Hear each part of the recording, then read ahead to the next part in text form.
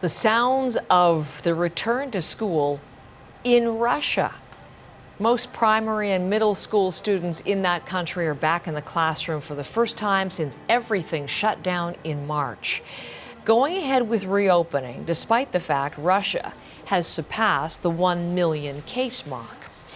So, our Moscow correspondent is back at his post. First time we're talking to Chris Brown since everything shut down in March, and it's great to see you back there in Moscow, Chris. Thanks very much for being with us this morning. Tell us more about back to school Russia style. Well, I think it probably looks an awful lot like what it did before the kids, as you say, left in March and April. There's a tradition here to celebrate the first day of school by bringing flowers for your teacher and to celebrate the education system. It's called Knowledge Day. And by and large, at schools all across Russia, Knowledge Day ceremonies went ahead, although often they were on a much smaller scale. Now, we visited a school outside of the city in Balashika. We saw lots of cute kids, lots of excited parents, and a couple of things we thought were really quite interesting. The school used a high-tech temperature detector to make sure that no one was coming inside who had a fever. There was a monitor and cameras at the front, and security staff could see it. So they know exactly who's coming in and what their health is like. They had also installed lots of hand washing areas as well that were new from last year. But notably, in the classrooms themselves, desks were not separated. The class sizes were the same, and we couldn't see any evidence of any physical separation between students. We did talk to English teacher Elena Arkhipova about this. It's quite uncomfortable for a teacher to wear a mask, I think so, and for the students.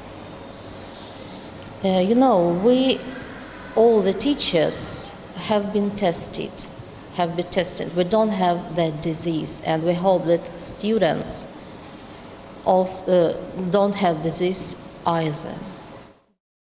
So she's talking about testing there, and we know that the Moscow region has tested pretty huge number of education workers. 180,000 people have had COVID tests, and the positive percentage of those that came back with COVID-19 was about 3%. So about 5,000 people. Those folks have been told to stay at home. And as I say, that gives the school authorities some confidence that at the very least their teachers and their staff aren't going to be the ones spreading COVID-19.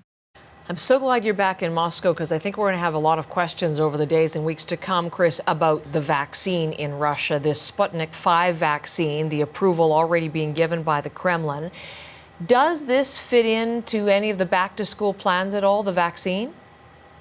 The vaccine is actually going to start to be distributed really just in the next few days, and tens of thousands of government workers, including teachers, are expected to actually start getting those needles poked into their arms in the coming weeks. Now, it is very controversial, as you mentioned. The Gamaleya Institute that's developing it hasn't published any of their findings. It's not been peer-reviewed. We asked parents at the school how comfortable they were, got a really mixed response from them.